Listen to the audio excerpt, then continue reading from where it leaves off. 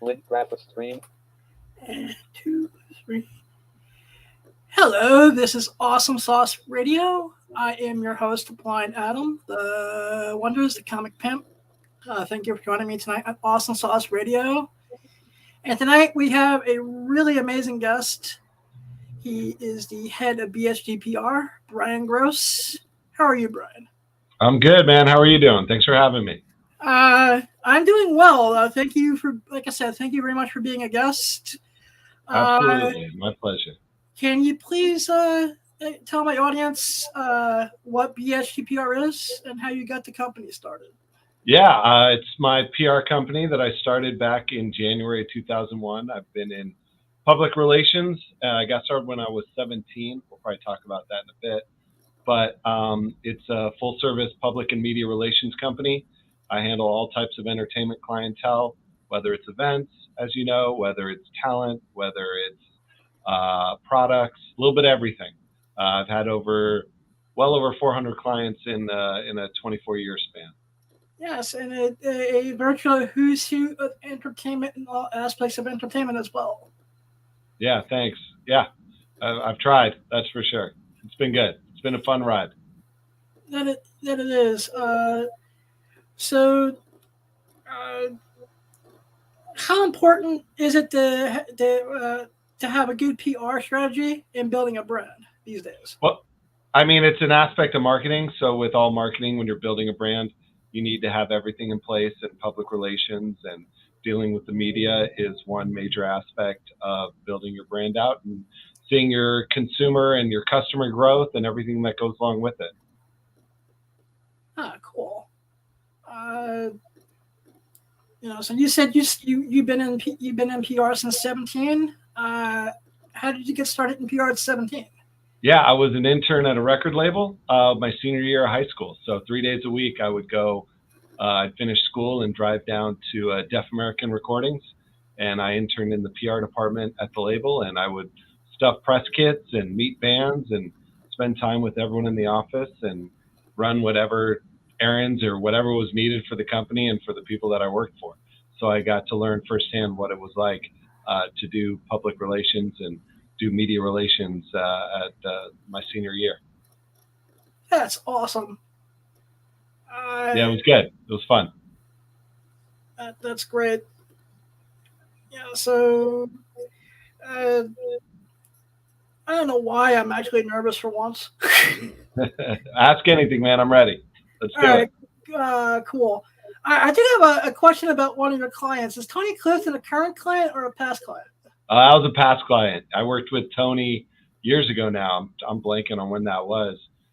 But he had a book release, and he was doing some live shows in LA, and there was talk of expanding it out to Vegas potentially. But as with everything Tony Clifton related, if you look at his entire career and certainly his time with Andy, it tends to go off the rails. And he's one of my childhood heroes. That's why I was asking. Yeah, I haven't spoken to him in many years. I did spend an evening with him in Hollywood, and it was pretty wild. And so it's one of those sort of characters and people that you can't believe you're around. And when you're around them, it's sort of being around a hurricane or the Tasmanian devil. But he's so loved and adored. But he's a wild one. That's great. I'm definitely gonna have to rewatch a couple of the Andy and Tony things on YouTube later. Yeah, they're pretty incredible. You know, he has a way with words, obviously, but he has such a history with Andy. And when you get to sit down with him and in some sort of calmer environment, he would tell pretty incredible stories. That's amazing.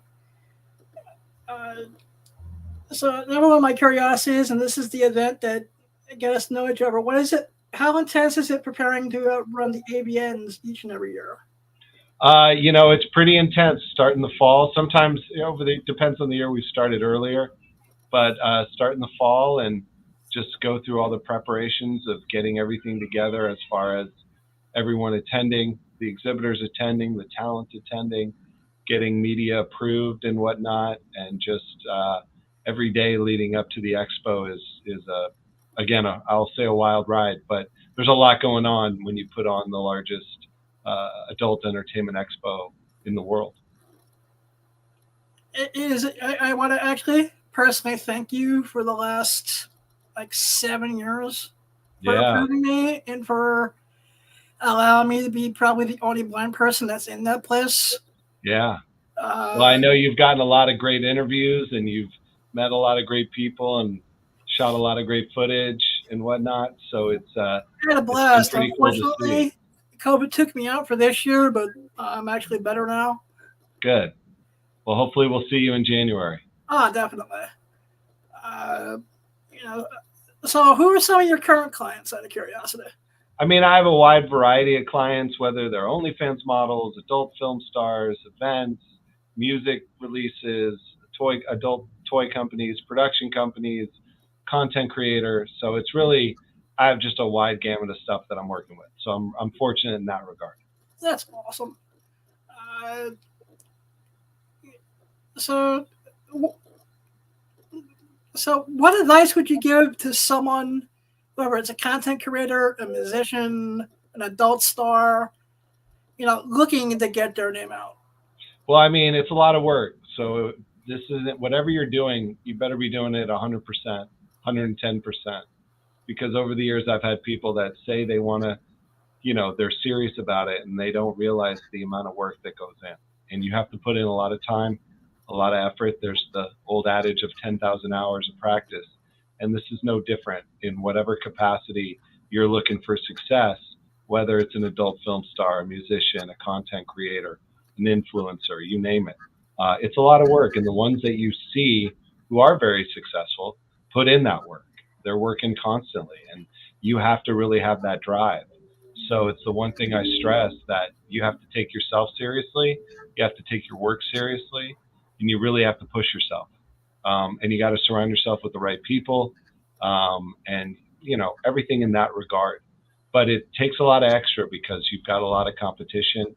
You got people out there that are working as hard, if not harder than you are.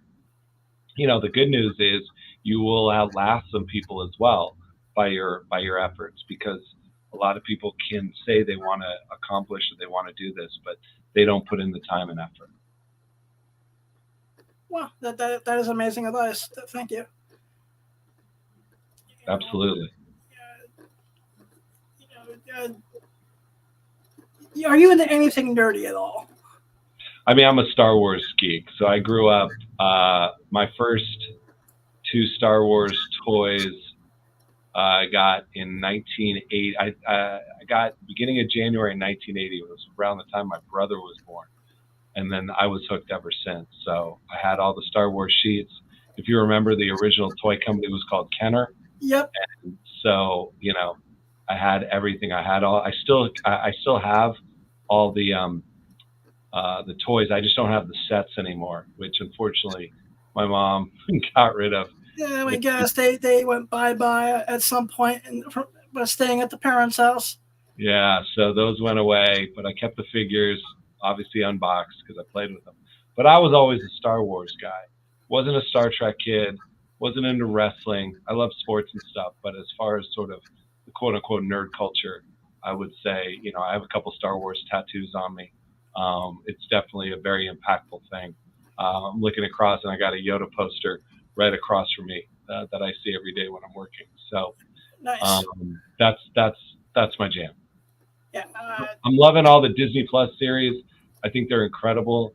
Obviously, the last 6 movies were questionable. They had goods and bads, but they don't touch the first 3 that were released. Obviously, they're known as the middle 3, but the first 3 that were released. But the series are incredible. I've thought every series, and now we've got a Vader series coming out later this year, so that should be a lot of fun. I'm looking forward to that. I'm hoping that this comes to fruition. I may be getting 5 minutes at Fan Expo Philadelphia to interview Rosario Dawson. That would be amazing. I hope you do as well. That'd be awesome. Yeah, like I said, get those questions ready. Get those questions ready. Even if you get 2 minutes with her, have 2 really good questions for her. And let her talk. Let her tell her everything, because her character and what she does oh man, it's pretty incredible. Yeah, so basically, I was already told no for Hayden Christensen, but there's still a possibility for Rosario Dawson at this convention. She'd be a better interview. She's more current anyway. That's true, but Hayden Christensen was a part of my childhood. Yeah, I believe it. You know, I believe it. People can say what they want about the prequels, but the first one was fun. Well, I think the second one was pretty dark. The third one was obviously great because you got to see his turning point. And that one I'll go back and watch every now and then. First one I avoid, but you know, and that's the thing. The beauty of Star Wars is every generation has their sort of three. So hopefully there'll be another three. I hope they do it. I don't see why they wouldn't. I think it's such an incredible franchise. I was very fortunate that I'm friends with my friend's brother played Solo, and obviously Alden's doing incredible, acting, performances. He was just in Oppenheimer, obviously. Yeah. But it's pretty cool to know someone that's involved in the sphere, in the whole galaxy per se, Star Wars. Yeah, actually, I had fan art of one of your clients drawn that I had to take down at a convention because the promoter thought it was too racy. Well, what are you gonna do? Yeah, I had fan art of Maitland drawn as Slave Leia. The promoter was just like, "Can you take that down? There's kids walking around." Well, it's pretty funny since if you think about what Princess Leia wore in Jedi on the Jabba ship, she's in a bikini. So we got used to that as a kid pretty quickly. We're like, okay, like this is real. Never mind, that scene's crazy as hell. So I don't know. I would frown upon someone having issue with Maitland Ward cosplayed out as Princess Leia from that scene in Jedi. I think that's pretty tame. Oh yeah, and it's the same. It's the same promotion who I'm going to keep nameless because I don't want to get sued. But I used to work for them and booking. I was like, why don't we just do a boy meets girl reunion? That'd be fun, wouldn't it? Yeah, and then I pitched who I wanted to book, and they're like, no. And I'm like, why? And they're like, because one of those guests is not family friendly. And I'm like, what? I'm like, she played Rachel. She was in the White Chicks. Yeah. Well, we fight that. Then I was like, here's my 2 weeks. I'm just gonna start my own convention eventually. There you go. I'm gonna combine aliens and Comic Con and see what I can come up with eventually. That'd be pretty awesome. Yeah. Since they seem to cross over more and more all the time, anyways. 100%. That's what we constantly see, especially in the cosplay world. Oh, definitely. Do you rep any cosplayers out of curiosity? Not right now. I have in the past. I know I have, but currently, I'm not. They're just sort of in their own little world, and what I do probably deals with media that doesn't work with them. So if I got contacted and I was able to do something, I absolutely would. But, fortunately, that's starting to come back as far as, events and whatnot for cosplayers. But, it's over the years I know I have, but just no one right now. Right, yeah, because, that's cool. As someone who's worked his entire life in the entertainment industry, what are your thoughts on AI? I think AI in general, forget entertainment, is both exciting and scary. We're definitely in the early stages. We're definitely talking about it more than anything else. We're definitely seeing it sort of work and not work. And we're building up the fear around it. But I still think we need the human mind and the human body to accomplish things. So there will be challenges that continue. I think at some point there could be a settle down moment and people relax for a minute, but then you worry about that. I don't know how government's going to help in regulation. We're already having severe issues with deep fakes and everything else. So this is just going to add to that dilemma and those problems and those issues for a lot of people. We can sit here and say it's going to put millions of people out of work, but people still are needed in some capacity or another. I don't think we're going to a world of Wall-E where we all live on ships and are 500 pounds, but anything is possible. But I think during the pandemic for about 2 minutes, but I Yeah. think we're getting back to normal after almost 4 years now. Yeah, I think we're out and about, which is good. But I think with anything like that, you focus on the positives, you're aware of the negatives, and you see where the technology will take you and what ultimately it'll do for you. And how, we'll see a lot of growth. I think we'll see some exciting things. In the entertainment industry, obviously the film industry is going to great lengths to protect itself. I don't know if we want to watch AI movies. I think we want to, we've seen now, we're seeing with the new Beetlejuice that they, Tim Burton and Keaton really focused on little to no CGI. And so they wanted to make it as authentic as the first one was.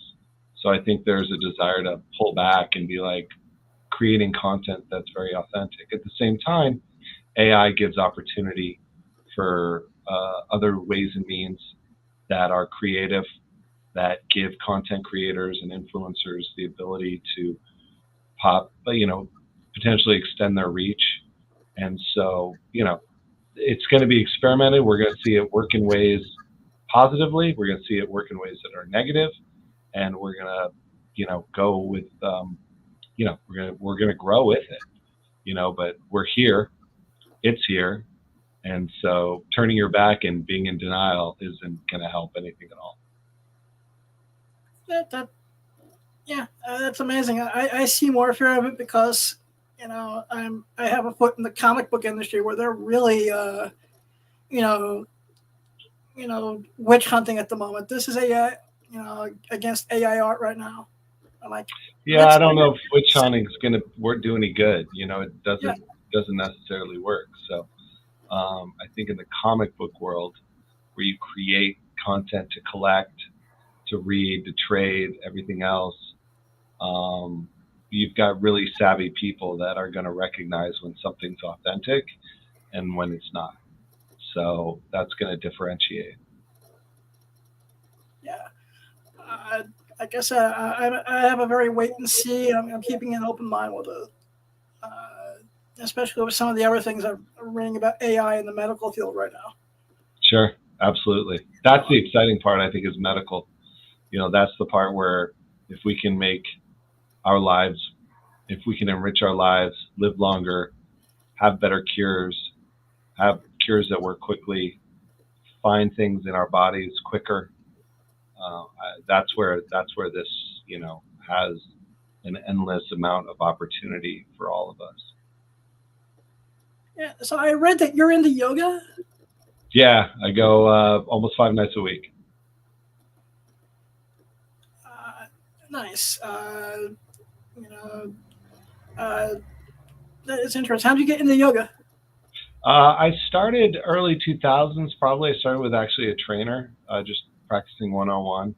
I did Bikram, as most people do, if they're starting out and looking for a combination of the workout and the routine. From there, I was training for a marathon about 11 years ago, and so I used hot yoga with weights and cardio to really help with my training, and I've been hooked ever since. I started that in 2013, so I've been doing it consistently for 11 years. Obviously, we had a pandemic, so I was doing I called it prison training in my bedroom via different workouts off of Instagram during the pandemic.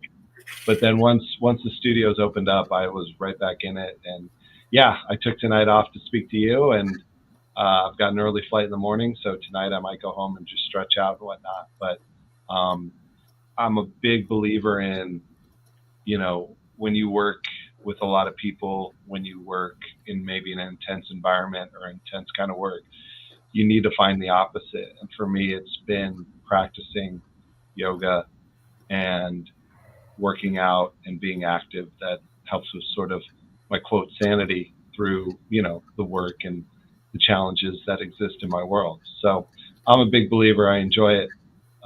Like I said, I practice it 5 days a week, sometimes more. I'm going out of town, so I hope to practice it while I'm gone. But definitely love it. Definitely enjoyable, and it builds. There's a lot of great communities around it as well. As with anything, the cosplay community, the adult community, you find really good people that you can then spend time with, and who are in the practice as well. So that really helps. Yeah, because there's a blind support group who started her own yoga studio who's been in my ear to get me to that. She's like, just give it a try. Just give it a try. Yeah. So Once you start, you don't want to stop. You start to feel it. You feel it in your body and your brain, and it really helps. It helps with everything in every aspect of your life. yeah, actually, I'm an avid walker, so that's what I do to relax. Good. I'll go Good. on walks. Yeah, I'm a big fan of those. Big fan. Yes. Uh, let's see. What's it like working with Maitland Ward? She's amazing. She's a professional. She's successful because of the work she puts in. She's incredibly nice. She's a sweetheart. She's great to everyone she meets. And she's at most one of the most positive human beings I've ever been around, ever worked with.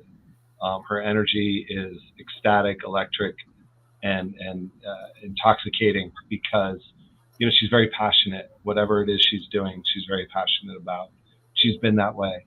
And she's never let working in the entertainment industry, as long as she has, negatively affect her, which is incredible because we've seen people that are greatly affected in negative ways by working in the entertainment industry. And she's been in it a long time. And so the fact that her energy is so inviting and so just everything you would hope it would be, and she's not, you know, she hasn't let any sort of negativity affect what she's accomplished and what she does. So I just appreciate her immensely, and I appreciate everything she does. And she's got big plans this year. I can't tell you yet, but there's a lot of great stuff coming. And so we're really excited. Yeah, I'll see him in the press releases. Yeah. That's one of my highlights of checking the email, which I'm relearning how to use because some technology changes that happened. Is getting the BSPRI press release alerts. Well, I appreciate you reading them. Appreciate you checking I actually read them on on the podcast every now and then. Awesome. Oh, I appreciate that. Thank you so much. The ones that actually, you know, make sense who or what I'm promoting. Yeah, no, that's great. I appreciate that. But I've been a fan. My clients do as well. Yeah, I've been a fan of Maitland's like forever. So ever since White Chicks. Yeah, stay being a fan. She's great. She's a wonderful person. Yeah, but I eventually, you know, read. Just found the book on Audible, so Awesome. One of these days when I have enough energy to listen. Yeah, you got to. It's great. It's fantastic. Yeah. Any tips for visiting Los Angeles for the first time? Oh, wow. When you come to LA, you want to go up to the mountains. You want to go up to the Griffith Observatory. You want to get down to the beach. You want to go to Santa Monica and Venice. You, of course, got to see Hollywood. And then there's little neighborhoods in all parts of LA where there's incredible food. Obviously, we got great weather between right about now and November. You know, it's going to start getting warm again. It'll get hot in the summer. But LA is all about diversity. And it's a wide range of opportunity and places to go and people to meet, food to eat, and places to see. You can take a drive up the coast, a drive down to Orange County. You check out Long Beach. You go inland to the mountains. You go on these amazing hikes through the mountains. We pretty much have everything. And you can go deeper into the mountains, go east, and you can surf in the morning and ski in the afternoon. And not too many places you can do that. So we're pretty fortunate in that regard. But once you get out here, you just go anywhere, go to Beverly Hills and see all the bouginess and the wildness of Beverly Hills.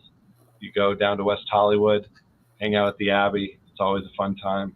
So there's just so much diversity and so much to do. You never get bored here in LA.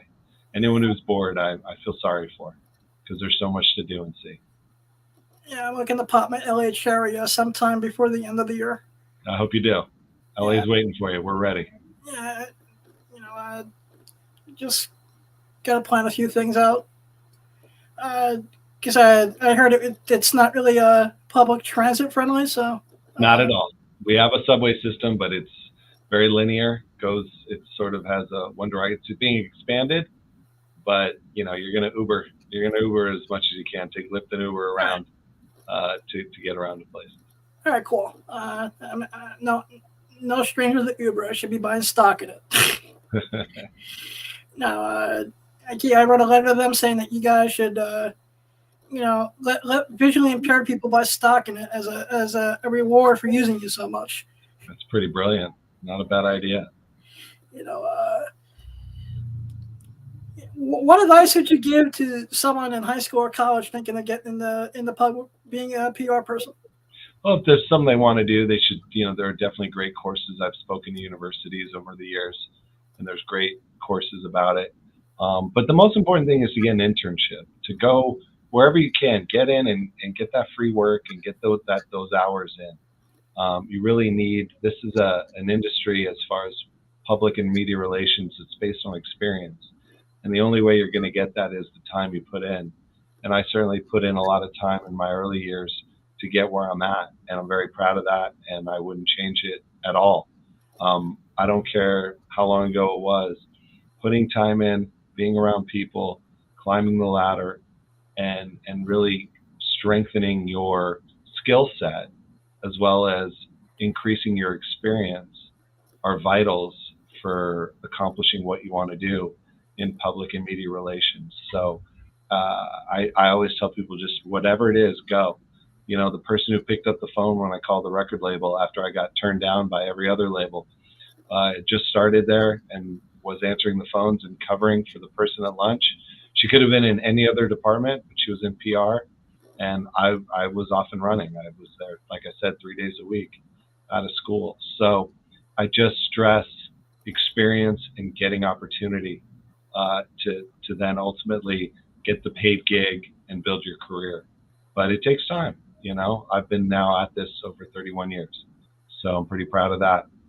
There's been incredible people in my life, some still here, some who have passed, who have helped me along the way, that I'm incredibly grateful that I was able to learn from them. They were able to teach and willing to teach.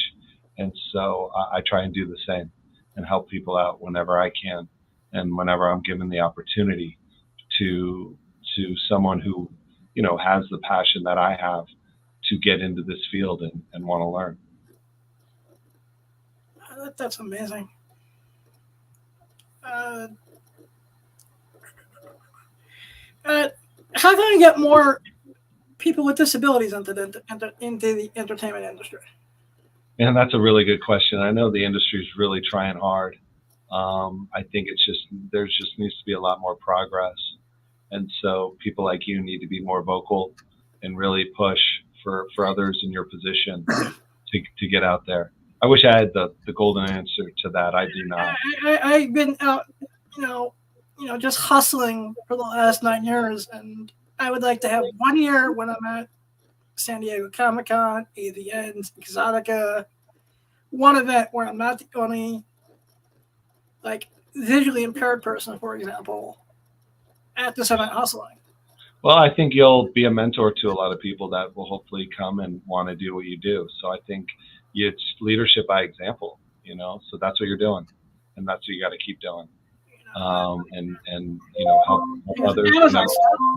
Sorry about that. Just help others whenever possible. Will do. I got to wrap up here in a couple minutes. Yeah. I was going to say, where can my audience find you online? What's that? Where can my audience find you? Yeah. So my Twitter and my Instagram are both at BSGPR, and my website's bsgpr.com. And I want to close by saying thank you for being a guest. Thank you for always supporting the podcast. And thank you for every January for the last 7 to 8 years now, allowing me to have the time of my life covering Indians and learn and grow and be the blind person that's there. Well, it's my pleasure, but also I want to thank you for all the support you give. So it's very appreciated. My clients appreciate, AVN appreciates, and so we thank you from the bottom of our heart. We really do. Thank you very much. You have a great night. Be safe in your travels. Take care. We'll see you soon. All right. Well, everyone, that was Brian Scott Gross from BSGPR. Go check out all his websites and his clients. The client list is there. Please remember, you don't need sight to have a vision. It's not what happens to you, it's what you do about it. Always keep one foot in the gut, one fist in the gutter, one foot in the goal. Be too hot to handle, too cold to hold. I love you all. Don't chase your dreams, you just want to catch them. Blind Adam out. Account settings. Yeah. Close modal but wrap into top. Close modal but enter. Stream. Skip the edit lives. Awesome sauce ready. Cancel button. Restart but pause button. Return to end stream button. Enter. We're ending streams now. Not yet button. End stream button. Bye. Enter. StreamYard dash